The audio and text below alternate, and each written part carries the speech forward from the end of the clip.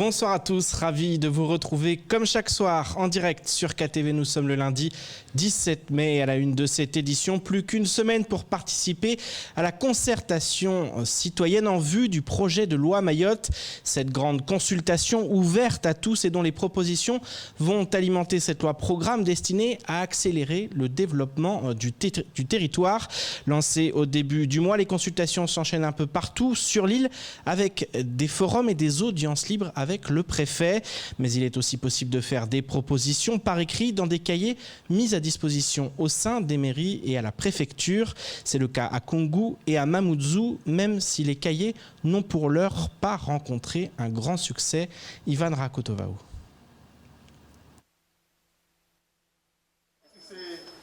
Abdillah a 58 ans. Il n'avait jusque-là pas eu l'idée de participer à la concertation citoyenne pour le projet de loi Mayotte. Mais cet après-midi, en passant devant la mairie de Mamoudzou, il a décidé de franchir le pas et d'apporter sa contribution, ou plutôt ses réserves, sur la pertinence du projet du train bleu à Mayotte. Mayotte est petite, il n'y a pas assez de terrain pour la culture, pour la nature, pour l'environnement. Et des rails de train, ça demande beaucoup d'espace. Et je me demande que financièrement, ce que ça peut coûter. Consignées dans ce cahier, les observations d'Abdillah devront remonter au ministre des Outre-mer qui pourra ensuite s'en servir pour écrire le projet de loi Mayotte, une loi programme pour le développement, la sécurité ou encore l'égalité des droits dans le 101e département. Des cahiers de propositions comme ceux-ci, il en a été ouvert dans les mairies et en préfecture, mais ils ne rencontrent pas un grand succès depuis le début de la concertation le 3 mai dernier, comme ici à Mamoudzou, où la population semble s'être tournée plutôt vers les réunions physiques organisées par le préfet, tandis que d'autres n'étaient pas informés de leur existence. Non, mais on n'était pas au courant, mais on va réfléchir, on va venir plus vite pour faire des propositions. Non, j'étais pas au courant, mais maintenant, vu que je suis au courant, je vais aller réfléchir et je vais faire des propositions. Et si vous êtes intéressés, faites des propositions aussi, c'est pour l'avenir de Mayotte. À Koungou, pas plus de succès, les cahiers sont totalement vierges, mais rien de surprenant pour le maire qui appelle la population à participer plutôt aux réunions organisées par le préfet dans le dernier forum institutionnel qui se tiendra à Koungou même vendredi. Je pense que c'est mieux si les gens y viennent sur place pour venir s'exprimer parce que tout est noté dans ces débats-là, tout n'est pas laissé à côté, mais je pense que les avis, encore une fois, ils sont demandés et il faut venir participer à ces forums, que le préfet se déplace lui-même avec ses équipes pour écouter la population de Mayotte. Du côté de la préfecture, les cahiers ont été un peu plus utilisés et même davantage dans d'autres communes. Oui, ça a beaucoup marché dans certaines communes, comme à Bandrélé, comme à Dembéni. Par ailleurs, ces cahiers ne sont qu'un outil parmi d'autres pour développer un projet de loi qui soit vraiment inspiré par les Mahorais. Au final, on a plus d'une centaine de propositions qui sont d'ores et déjà formulées par les Mahorais. Donc on peut, à mi-bilan, établir que la concertation a trouvé sa cible et qu'on est sur la voie de la réussite. Et la concertation n'est pas terminée, vous avez encore jusqu'à vendredi prochain pour faire vos propositions, soit lors des dernières réunions publiques, dans les cahiers ou encore par email à la préfecture. La rentrée des classes a bien eu lieu ce matin et les transporteurs scolaires étaient au rendez-vous. La semaine dernière, ils ont eu une nouvelle réunion avec les autorités. Plusieurs promesses ont été faites et invité de la matinale de Kwesi TV ce matin, le secrétaire de l'Union départementale Force ouvrière à Mayotte est revenu sur cette rencontre et sur les actions concrètes attendues par le syndicat. On écoute El Anziz Amidou au micro de Léonard Audier. Nous, on n'est pas là pour bloquer. Nous, on est là pour aider les Mahorais. Donc, le droit de retrait, c'était pour interpeller les pouvoirs publics qu'on ne peut pas continuer le statu quo. Il va falloir qu'on change. Vous imaginez, ce n'est pas en quelques secondes qu'ils vont faire des miracles. Ça fait des années qu'ils ne font rien, strictement rien. Oui, mais là, pas de réseau routier. Voilà. vous demandez des choses claires, la mise en place de lutte anti-agression, la mise en place d'un système de phonie, localisation. C'est pas aujourd'hui qu'on la mise demandé. en place de la création de brigades d'intervention. Voilà. Qu'est-ce que vous avez obtenu aujourd'hui, ce matin-là? Nous, aujourd'hui, on a obtenu, comme les dernières fois, l'assurance qu'ils vont se mettre en action et qu'ils vont étudier et qu'ils vont mettre en place tout ça. Donc, va falloir que les Mahorais sachent que nous ne sommes pas là pour écouter des discours des pouvoirs publics, mais nous voulons que les pouvoirs publics travaillent pour le bien-être et pour la sécurité et de nos enfants et de nos transporteurs.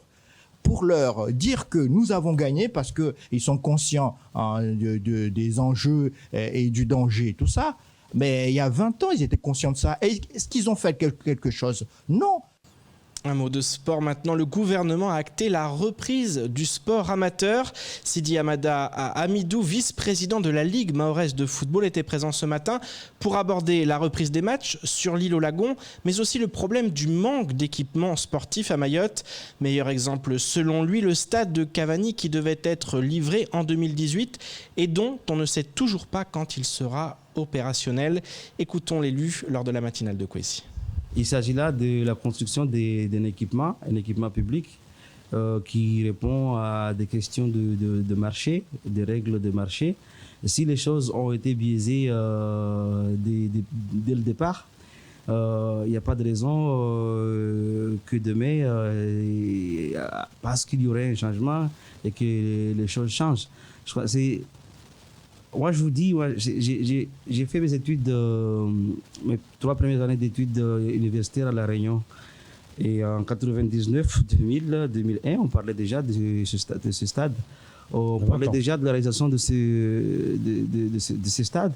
Et pendant ce temps, à la Réunion, ils ont construit de nombreuses routes à Mais Saint-Paul. comment vous expliquez ça vous dites que le marché est biaisé, vraiment? Ce serait biaisé? Je pense.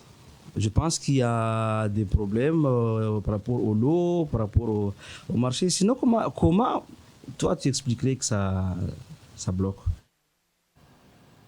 Et je vous propose de regarder le reste de l'actualité locale avec notamment les agents du service lutte antivectorielle à l'ARS qui signent une pétition ou encore les sceptiques de la future loi Mayotte qui s'expriment. Au montage, Leslie Vumenet. Dès aujourd'hui, la nouvelle carte d'identité au format carte bancaire entrera en vigueur sur notre département.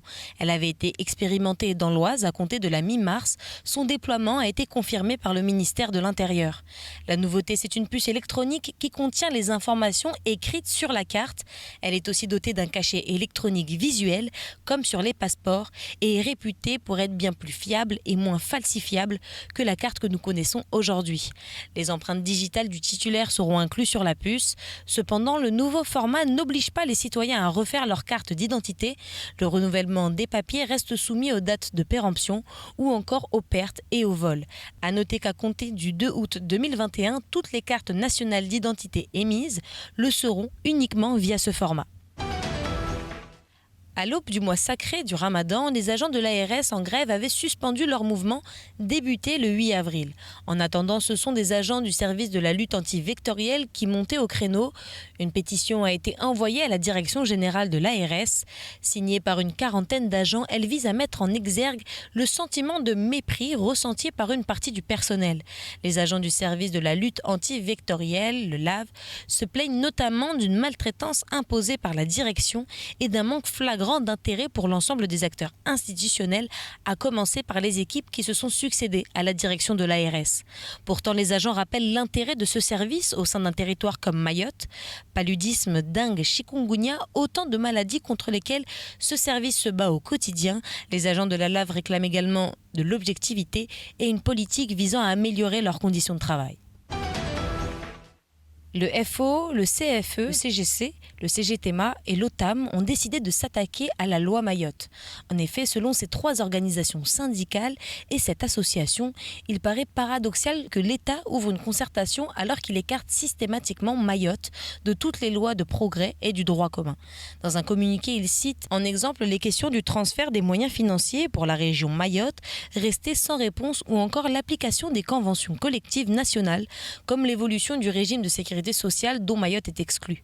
Les 4 organisations rappellent qu'en 2018, la grève générale a donné lieu à la rédaction d'une plateforme de 101 mesures en faveur du développement de Mayotte par l'intersyndicale, le représentant de la société civile et les acteurs économiques. Ils demandent donc que ces 101 mesures fassent l'objet de la loi pour Mayotte.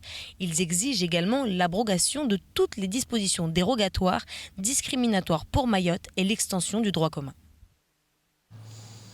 Et ce lundi 17 mai, rime partout dans le monde avec journée internationale de lutte contre l'homophobie et la transphobie.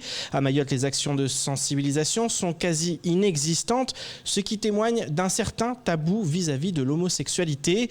Si les mentalités changent peu à peu, certains restent hostiles à la diversité. Nous sommes allés recueillir l'avis des Mahorais sur l'intérêt de cette journée internationale. Shaidi Maolida.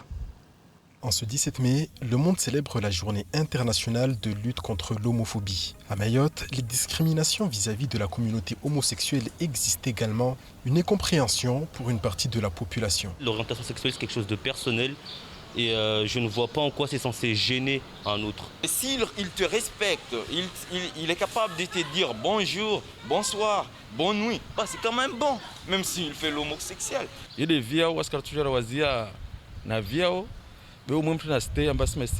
Si les mentalités évoluent peu à peu, quelques-uns restent encore réfractaires quant à l'homosexualité sur l'île.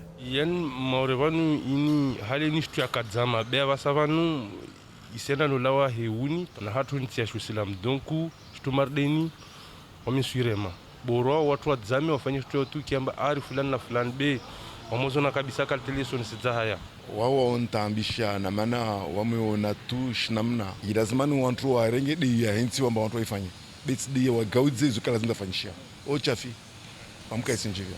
Partout dans le pays, des actions en soutien à la lutte contre l'homophobie ont eu lieu. À Mayotte, c'était silence radio et les avis divergent quant à la nécessité de faire bouger les lignes. Il faut bouger sur beaucoup de choses à Mayotte, voilà. Il y a beaucoup de sujets où il faut avancer. Voilà, notamment celui-là. Personnellement, je dirais qu'il ne faudrait pas en faire. Du moins pour le moment, je serais catégorique en disant non. Parce que Mayotte est un département récent et n'a pas encore cette ouverture d'esprit justement pour accepter, cette force d'acceptation de la différence. Et tant qu'on n'aura pas ça, je pense que ça va plus attiser les flammes des personnes qui ont la haine justement de ces homophobes. Et c'est très très dangereux. Avec tout ce qui se passe sur l'île, ça serait vraiment une très très mauvaise idée. Le 27 septembre 2013, le premier mariage homosexuel de Mayotte a été célébré malgré la cohue provoquée par la foule. Aujourd'hui, l'union entre personnes du même sexe ne crée plus de remous sur l'île au lagon, un motif d'espoir dans la lutte contre l'homophobie sur le territoire. Et c'est ainsi que s'achève cette édition. Merci de nous rester fidèles sur KTV. Je vous donne rendez-vous demain dès 19h pour tout connaître de l'actualité locale. Excellente soirée sur Kwesi.